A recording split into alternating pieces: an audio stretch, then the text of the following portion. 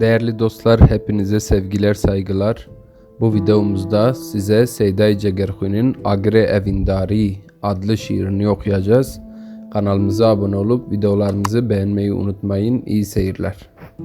Şevtev çuye edimatu hevtelo Ezrana zem gibi te xewtelo Khani buye zindan te de ranazem Ta spide qiru nalu tewtelo Tejmin dilbir carek mişter negona Teru kulkir carek mişter negona Majbu çi iro tujmin xeyidiye Tejmin çitkir carek mişter negona Ay dil ma kes nîne mînawî Bo çi her dem werdil xwaze dînawî Ahî dema destê wîl bin serê min Bi min xweş tê gelek hilm û bînawî Tenê hiştim ay dil îşev çima çû Wî ez kuştim ay dil îşev çima çû Rabe peykev ay dil zû wî werîne Tev biriştim ay dil îşev çima çû